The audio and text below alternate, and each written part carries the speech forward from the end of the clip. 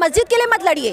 आपको लड़ना है तो इस देश का जो असली भगवान है किसान, उसके लिए लड़िए। किसान और मजदूर से बना है। अगर आप किसान की इज्जत नहीं करेंगे, इसका मतलब आप रोटी की इज्जत नहीं करते। मैं उनसे ये कहना चाहती हूँ कि आप करिए बॉयकॉट ना, किसानों को करिए और उसके बाद खाइए गोबर, क्योंकि आप रोटी खाने के लायक नहीं हैं। जो अपनी जान जोखिम में रखकर यहाँ पर बैठे हुए हैं, 24 घंटे भूख प्यास ठंड से गुजर रहे हैं, असली हीरो ये हैं। असली हीरो वो नहीं है जो केसरी मूवी तो बनाते हैं झंडे को फहराते हुए, हमारे निशान साहब को फहराते हुए, लेकिन जब निशान साहब की बेइज्जती की जाती है लोगों के द्वारा, तब अक्षय कुमार क्यों नहीं आता आगे? क्यों नहीं आता ये सनी देओल जैसा और धर्मेंद्र जैसा इंसान जो अपने आप को किसान कहता है, क्यों आगे नहीं आता इन लोगों के साथ? जेपी के और आरएसएस के बहुत सारे कार्यकर्ता थे जो टीके लगा के यहाँ पर और डंडा ले लेकर ये नारे लगा रहे थे कि दिल्ली पुलिस तुम लट बजाओ, हम तुम्हारे साथ हैं। हमने उनका वीडियो भी बनाया। हाँ, ये हमेशा से वो करते आए हैं, क्योंकि हम जब एनआरसी का प्रोटेस्ट चल रहे थे तब भी यही हुआ था। तब भी उस प्रोटेस्ट में इसी तरह के जो असामाजिक तत्व थे वो घुस जाते थे प्रोटेस्ट में, दंगे वो करते थे और प्रोटेस्टर्स का नाम आता था।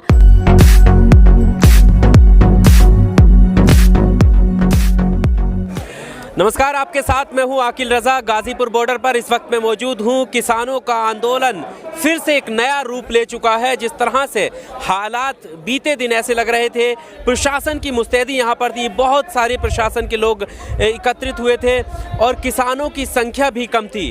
तो लोग ये मान रहे थे कि शायद अब जो किसान आंदोलन है वो अपने आखिरी पड़ाव पर है, ख़त्म होने वाला है। लेकिन उसके बाद राकेश टिकैत की स्पीच आती है, एक इंटरव्यू आता है जिसमें वो भावुक हो जाते हैं और वो वीडियो लोगों तक जैसे ही पहुंचती है, लोग वहां से ट्रैक्टर ट्रॉली से गाजीपुर बॉर्डर की तरफ रुख कर लेते हैं। और आज हालात ये हैं कि गाजीपुर बॉर्डर पूरी तरीके से फिर से पहले की तरह खचाखच भरा हुआ है। मेरे साथ ऋचा शर्मा हैं, सोशल एक्टिविस्ट हैं, लगातार आवाज़ उठाती रहती हैं। ऋचा, कैसे देखती हैं? एक वक्त ऐसा था, लगा था कि ये जो है अब आंदोलन खत्म होने की कगार पर है, लेकिन फिर से इस आंदोलन ने एक नया रुख लिया है। किस तरफ जाता दिखाई दे रहा है? देखिए, मैं सबसे पहले ये कहूँगी कि हमारी देश की जनता को एक बात समझनी बहुत ज़रूरी है कि आपको लड़ना है तो मंदिर और मस्जिद के लिए मत लड़िए।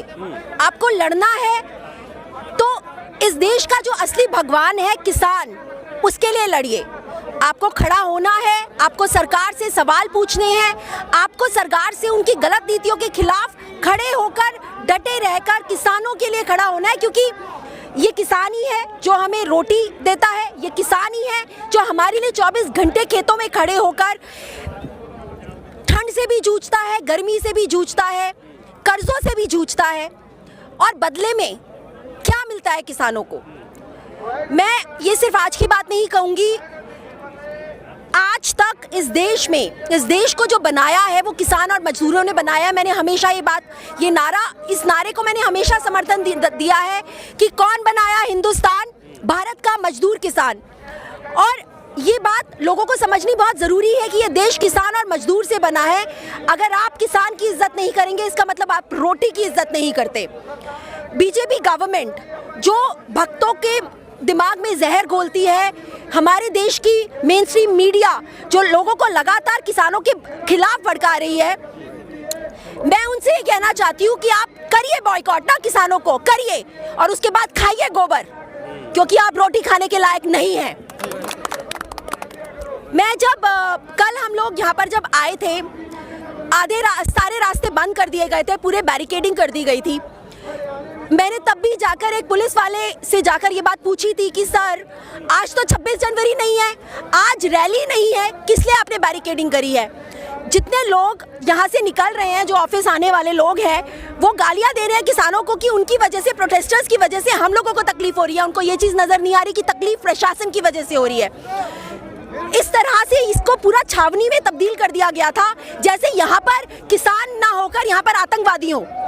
चारों तरफ पुलिस थी, हम खुद देखकर डर कर गए थे। जब हम यहाँ पहुंचे थे मेरी खुद की आंखों में आंसू थे, क्योंकि कल से पहले जब मैं यहाँ आती थी तो यहाँ पर लगातार लंगर लगे होते थे, चहल पहल होती थी। और जब मैंने देखा कि लोगों ने यहाँ पर सब कुछ सिमट गया है, हमारा खुद यहाँ एक IYC का वो है कैंप है जहाँ पर लंगर लगता था, उन्होंने तक पूरा समेट लिया था। मुझे खुद देखकर ये रोना आ गया था, क्योंकि ये आंदोलन सिर्फ किसानों के लिए नहीं है, ये आंदोलन है हर उस आम इंसान के लिए जिसके लिए आने वाले टाइम में जब अंबानी और अदानी इस देश को पूरा का पूरा खरीद लेंगे, एक रोटी भी हमें 100 रुपए की पड़ने वाली है। तो ये जो आंदोलन है ये सिर्फ किसान के लिए नहीं है, ये आंदोलन लड़ किसान रहा है लेकिन हर इंसान के लिए लड़ रहा है। कल एक चीज और देखी यहाँ पर, जब प्रशासन मुस्तैद हुआ, मिलिट्री आनी यहाँ पर शुरू हुई, तो कुछ लोग थे जो नारेबाजी कर रहे थे। हाँ, कुछ लोग थे जो कह रहे थे कि खाली कराया जाए, लठ बजाने की बात। मैं जब यहाँ तक जब मैं पहुंची थी तो बीजेपी के और RSS के बहुत सारे कार्यकर्ता थे जो टीके लगा के यहाँ पर और डंडा ले लेकर ये नारे लगा रहे थे कि दिल्ली पुलिस तुम लठ बजाओ, हम तुम्हारे साथ हैं। हमने उनका वीडियो भी बनाया। हाँ, ये हमेशा से वो करते आए हैं, क्योंकि हम जब CA-NRC का प्रोटेस्ट चल रहे थे तब भी यही हुआ था। तब भी उस प्रोटेस्ट में इसी तरह के जो असामाजिक तत्व थे वो घुस जाते थे प्रोटेस्ट में, दंगे वो करते थे और प्रोटेस्टर्स का नाम आता था। और आज भी 26 जनवरी को यही हुआ कि जो किसान, लोगों को ये समझना बहुत ज़रूरी है, जो किसान पिछले 2 महीने से शांतिपूर्वक प्रोटेस्ट कर रहा है, अचानक क्या वो 26 जनवरी को क्या वो उग्र हो जाएगा?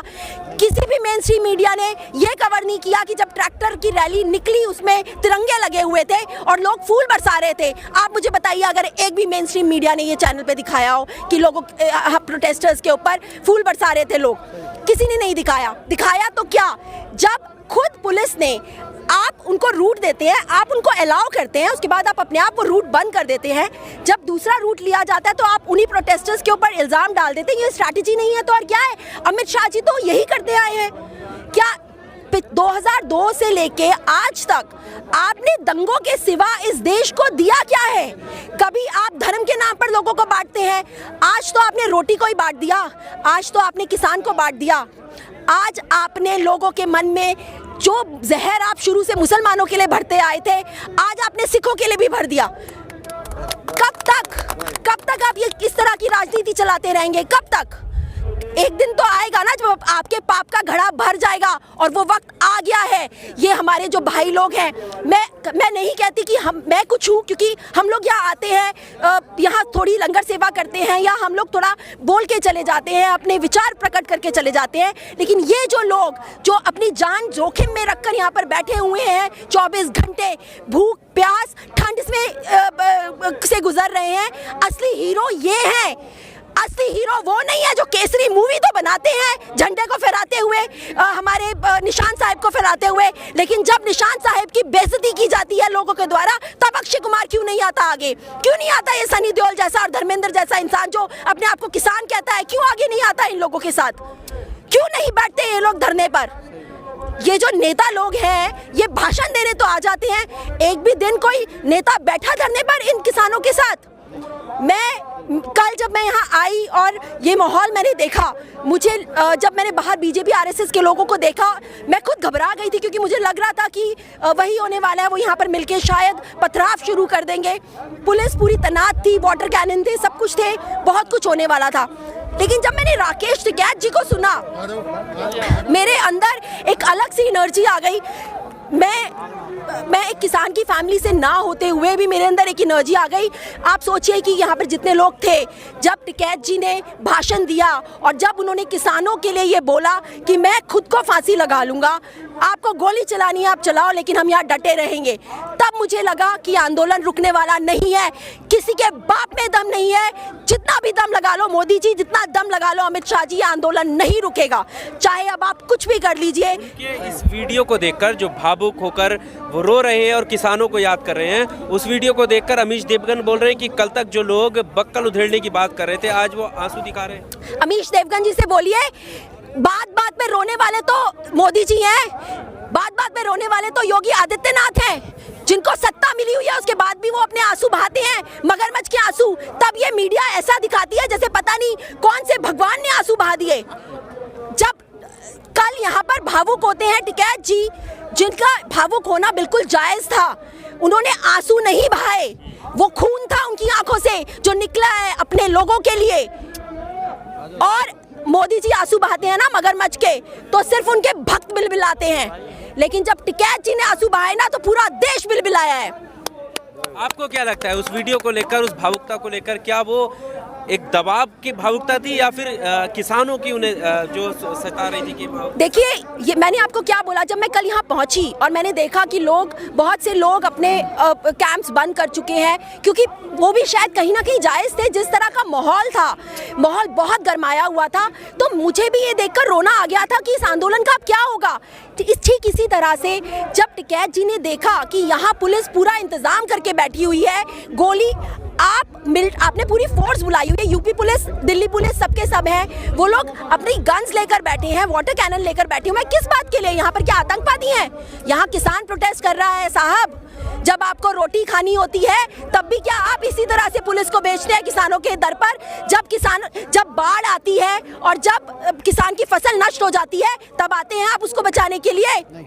लेकिन आज जब किसान एक छोटी सी बात कह रहा है इस देश के हुक्मरानों से कि ये जो काले कानून हैं इनको आप प्लीज वापस ले लीजिए, तो वो सुनना नहीं चाहते, क्योंकि वो बिक चुके हैं अंबानी और अदानी से, क्योंकि वो जानते हैं कि अगर आज उन्होंने किसानों की बात सुन ली तो उनको इलेक्शंस के लिए पैसा कहां से मिलेगा, क्योंकि वो तो सब कुछ बेच चुके हैं अंबानी और अदानी को। अब क्या लगता है, भीड़ काफी आ चुकी है? देखिए, जब मैं रात को यहाँ से गई, हम लोग बहुत मुश्किल से पहुँचे थे घर, क्योंकि पुलिस वालों ने हमको भी नहीं जाने दिया था।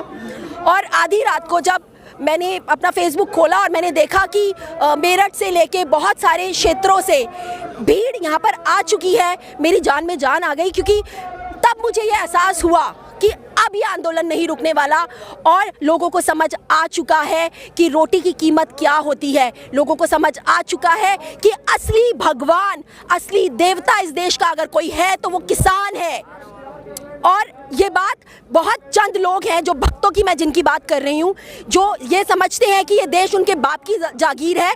मैं उन लोगों को ये बात कहना चाहती हूँ जो बहुत बड़ी बड़ी बातें सोशल मीडिया पे लिखते हैं, हैशटैग्स चलाते हैं, उनको मैं ये बात कहना चाहती हूँ, जो मैंने पिछले अपने इंटरव्यू में भी यह बात बोली है कि ना दिल्ली ना देश किसी के बाप का है। यहाँ किसान भी रहेगा, यहाँ मुसलमान भी रहेगा। और ये देश जो है ये सिर्फ और सिर्फ कृषि प्रधान देश है, किसानों से बना है, मजदूरों से बना है। आप किसानों की एकता को नहीं तोड़ सकते। आपने इस बार सिखों को टारगेट किया है, उस सिख को जिसके गुरुद्वारे में आप रोटी जाके खाते हो, जो ये भेदभाव नहीं करता कि उसके साथ एक गरीब बैठा है या अमीर बैठा है या मुसलमान बैठा है या ईसाई बैठा है या हिंदू बैठा है, वो उसी भाव के साथ उसको रोटी खिलाता है। मैं मोदी जी से ये कहूँगी कि जिनको ये लगता है, जो बड़ी बड़ी बातें करते हैं, रोटी की कमी नहीं है, हमारे किसानों में दिल है और जिगर है। आओ, आपको भी यहाँ पर खिला देंगे वो रोटी। यहाँ रोज जो पुलिस वाले कल लेकर खड़े हुए थे ना वाटर कैनन, रोज आके इन्हीं के लंगर पे आकर रोटी आके खा के जाते हैं, इन्हीं की रोटी आके खा के जाते हैं यहाँ पर। और ना सिर्फ इतना, किसान रोटी तो देता ही है, किसान अपना बेटा भी देता है इस धरती को। ये किसानों के घरों के ही बेटे हैं जो फौज में जाते हैं, जो देश को बचाते हैं। हम रोटी भी किसान की खा रहे हैं और देश की सुरक्षा भी किसान की वजह से हो रही है। और जो किसान तिरंगे में लिपटे हुए अपने बच्चों की बॉडीज को देखता है, आप उसको समझाएंगे कि तिरंगे की कीमत क्या है? एक निशान साहिब के लिए आपने इतना बड़ा इशू बनाया है ना, आप समझाएंगे? आपने किसी को नहीं ये दिखाया कि हर ट्रैक्टर पर 2-2 3-3 तिरंगे थे। कितनी इज्जत, कितना प्यार, कितना मान दे रहे थे वो तिरंगे को, अपने देश को वो समझते हैं। और इस मिट्टी पर अगर किसी का सबसे पहला हक है तो वो किसान का हक है।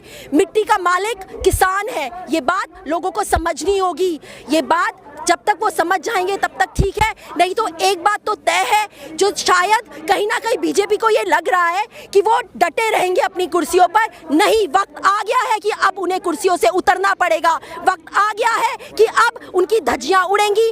वक्त आ गया है, अब उनको उतरना पड़ेगा जिस राजगद्दी पर वो बैठकर ये समझने लगे हैं कि वो इस देश के मालिक हैं। भारतीय किसान यूनियन इस आंदोलन की शुरुआत में ये कहा गया था, इस आंदोलन की शुरुआत में ये कहा था कि ये राजनीतिक आंदोलन नहीं है, गैर राजनीतिक आंदोलन है, लेकिन अब कल से जो है राजनीतिक पार्टियों का कहीं ना कहीं साथ मिल रहा है। आम आदमी पार्टी के नेता यहाँ पर आए हैं और आरएलडी के नेता यहाँ पर आए हैं, कांग्रेस के नेताओं ने ट्वीट किया है और बात की है। तो अब ये सवाल उठने लगा है कि अब कहाँ से इसमें राजनीति जो है वो घुस रही है। देखिए, मैं ये कहूँगी वो आपकी मदद करने आते हैं, डेफिनेटली आप उनको वेलकम कीजिए, क्योंकि ये तो आपके स्वभाव में ही नहीं है कि आप किसी के साथ गलत तरीके से बिहेव करें। लेकिन एट द सेम टाइम मैं आज मनीष सिसोदिया जी से पूछना चाहती हूँ कि जो सुबह आए थे, आना तो उनको कल चाहिए था, आना तो उन्हें 26 जनवरी को चाहिए था। आप अपनी डीटीसी बसेस को दे देते हैं 26 जनवरी को भी रोड ब्लॉक करने के लिए। ये जो जितने पुलिस वाले हैं उनके लिए आप बसेस दे देते हैं कि जाइए आप जाकर वो तोड़ कर आइए सारा इनका बना बनाया। तो आपको अगर मदद करनी है तो आप मदद करिए दिल से। यहाँ राजनीति की ज़रूरत नहीं है, ये कोई राजनीति वाला प्रोटेस्ट नहीं है। हमें नहीं चाहिए यहाँ पर राजनीति के लोग। यहाँ पर मैं ये समझती हूँ, जब परसों भी केएन सिंह जी ने बोला कि मैं अपना समर्थन वापस लेता हूँ, नहीं चाहिए हमें ऐसे नेता जो डर जाए। हमें नहीं चाहिए ऐसे नेता जो ये कहें कि गिरफ्तारियां हो जाएंगी, एफआईआर हो गई, वो इससे डर गए। अरे स्वतंत्रता संग्राम में कितनी गिरफ्तारियां हुई थी, कितने लोगों ने जान गंवाई थी। आंदोलन ऐसे नहीं होता, हमें नहीं चाहिए ऐसे नेता। मैं तो ये समझती हूँ कि ये जितने लोग आज यहाँ पर बैठे हैं, जिन लोगों ने अपने लोगों को खोया है, 70 किसान मरे हैं, आप उन्हें नेता बनाइए। जो लोग यहाँ पर मेहनत कर रहे हैं ग्राउंड पे, आप उन्हें अपना नेता चुनिए। हमें कोई पॉलिटिकल पार्टीज की ज़रूरत नहीं है, लेकिन हाँ, अगर कोई आकर मदद करता है, प्यार मोहब्बत दिखाता है, तो हमारे स्वभाव में है कि हम भी उनको वापस प्यार मोहब्बत दिखाएं, हम उनसे लड़े नहीं।